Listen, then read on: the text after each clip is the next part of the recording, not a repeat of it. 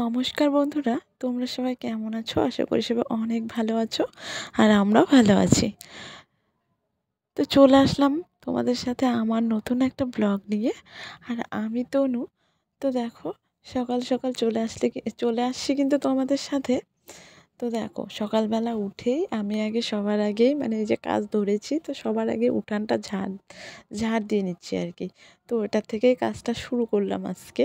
তো ভাবলাম যে আজকে সবার আগে উঠানটা ঝাড় দিই, তারপরে ঘর বারান্দা ওগুলো তো আছেই, ওগুলো তো ঝাড় দিতেই হবে। আর দেখো, উঠানটা আমি অর্ধেকটা ঝাড় দেওয়ার পরে তারপরে কিন্তু আমার ঘর বারান্দা তো সব ঝাড় দিয়ে নিয়েছি, রান্নাঘর। তো ছাগলগুলো বের করা হয়ে গেছে। তো এই জামা কাপড়গুলো কালকে আমি মানে ধুয়ে রেখেছিলাম। তো এমনি শুধু বাড়ির তারগুলোতে মানে বাড়ির যে তারটা আছে ওটাতেই মেলে দিয়েছিলাম কালকে রাত্রেবেলা, মানে বিকেলবেলা আর কি। তো রাত্রে আবার বারান্দাতে উঠিয়ে রেখেছিলাম কারণ বৃষ্টি হচ্ছিল। তো হালকা, বেশি একটা বৃষ্টি হয়নি, একটু হালকা হাওয়া করছিল আর একটু বৃষ্টি মানে পড়ছিল আর কি।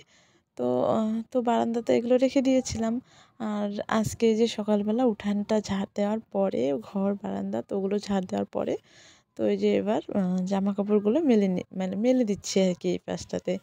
কালকে মানে এক বালতি ছিল, এই বালতিটার বেশি, মানে আরও কিছু জামা কাপড় আছে ওই যে দেখতে পাচ্ছ বাইরে মানে বাড়ির টারটাতে, তো ওখানে মেলে দিয়েছি। অত বড়টা তবুও কিন্তু আর জায়গা হয়নি, মানে এতগুলো জামা কাপড় আমি ধুয়েছি। কারণ আত্মীয় বাড়িতে গিয়েছিলাম, আর একটা নিমন্ত্রণ বাড়িতে গিয়েছিলাম, তো সেখান থেকে এসে জামা কাপড় ধোয়া হয়নি। তো ছেলের জামা কাপড়, আমার জামা কাপড়, তো অনেক জামা কাপড় জমে গেছিলো। তো ওগুলোই ধুয়ে মানে আগের দিন ধুয়ে রেখেছিলাম, আজকে মেলে দিলাম। তো যাই হোক, এদিকে দেখো বাড়িতে এসে বাসনগুলো মেজে নিলাম। আর ছেলের তো স্কুল আছে সকাল সকাল, মানে সব কাজ কমপ্লিট করে তারপরে যেতে হবে, তো মানে কাজের তাড়াহুড়ো লেগে গেছে। তো এই যে দেখো, বাসনগুলো মেজে এবার গ্যাসটাও মুছে নিচ্ছি, মানে পরিষ্কার করে নিচ্ছি। গ্যাসটা পরিষ্কার করার পরে ছেলেকে দুধ গরম করে দিব আর ভাতটা বসিয়ে যাব স্নান করতে। তো দেখো, ছেলেকে কিন্তু দুধ গরম করে দিয়ে দিয়েছি।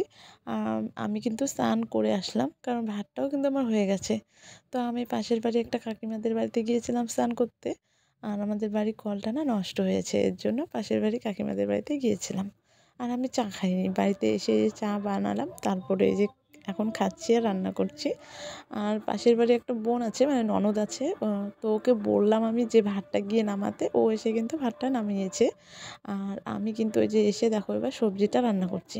তো আজকে নিরামিষই রান্না করব, কালকে যেহেতু শিবযাত্রী, কালকে শিব পুজো, তো এর জন্য ভাবলাম যে আজকে নিরামিষই করব। তো আজকে রান্না করছি ফুলকপি আলু দিয়ে আর বড়ি, মানে ডালের যে বড়িগুলো হয় না, ওগুলো কালকে কিনে এনেছি বাজার থেকে। তো ওগুলো দিয়ে আজকে রান্না করব, ভাবলাম যে আজকে নিরামিষ রান্না করব, তো এর সাথেই রান্না করি। যদিও বড়িটা লাউ দিয়ে বেশি যায়। তো যাই হোক, আমি ভাবলাম যে লাউ যেহেতু নেই তাহলে কি খাবো না বলো, তাই ফুলকপি আলু দিয়ে রান্না করছি। আর ওদিকে ছেলের মানে টিফিনটা বানিয়ে নিচ্ছি, কারণ ম্যাগি বানাচ্ছি। তো ওদিকে ম্যাগিটা বানানো হয়ে গেছে, তো ছেলের টিফিন বক্সে রেখে দিলাম। তো ওগুলো একদম ওই ঘরে রেখে দিব, কারণ মনে থাকবে না নয়তো। আর এদিকে সবজিটা হতে থাক, ততক্ষণে আমি কিন্তু এবার বিছানাটা গুছিয়ে নেব। আর আজকে ব্ল্যাঙ্কেটের কাভারটাও খুলে ফেললাম, ভালো লাগছে না কেমন যেন, আর কাভারটার সেলাইটাও খুলে গেছে। তো দিলে কেমন, আমার ছেলে একদম পা ঢুকিয়ে দিচ্ছে আর ছিঁড়ে যাচ্ছে। তো ভাবলাম যে আজকে খুলেই ফেলবো, তো পরে ধুয়ে এটা উঠায় রাখবো। আগের মতো ততটা ঠান্ডা নেই না, তাই। তো বিছানা গোছানো হয়ে গেল। আর এদিকে আমি এবার তেল দিয়ে নিচে স্নান করেছি যেহেতু, তো আজকে শ্যাম্পু করেছি। আর এদিকে চুলটাও চিরুনি করে নিচ্ছি, এবার ছেলেকে রেডি করাবো, তারপরে আমি রেডি হব, আবার খাওয়া দাওয়া বাকি। তো পুজো দিতে হবে, অনেক কাজ বাকি আছে, তো দৌড়ে দৌড়ে কাজ করছি। সকাল টাইমটা এরকমই হয় সব মাদের, যারা মানে বাচ্চা স্কুলে দিয়েছে, তো তাদের কিন্তু এই সকাল টাইমটা মানে এত তাড়াহুড়া থাকে, মানে কি বলবো, যারা করে তারাই বোঝে। তো যাই হোক, এই যে দেখো এবার ছেলেকে রেডি করিয়ে দিচ্ছি, তো ওকে স্নান দান করিয়ে দিয়েছি। তো এবার ওকে খাওয়াবো, আমি রেডি হব, তারপরে খাবো, দুজনে মিলে একসাথে খাবো। তো দেখো বন্ধুরা, এখন কিন্তু বিকেলবেলা। আর ছেলেকে মানে স্কুল থেকে এনে তো দুজনে খেয়ে নিয়েছি, খেয়ে দিয়ে চলে আসছি, মানে এই যে পাশেই আমাদের বাড়ির পাশে, তো ঘাস কাটতে এসেছি, কারণ ছাগল আছে 3টা। তো ছাগলদেরকে খাওয়াবো, এর জন্য যে দেখো ঘাস কাটতে চলে এসেছি। তো চলো ঘাস কেটে তারপর তোমাদের সাথে কথা হচ্ছে।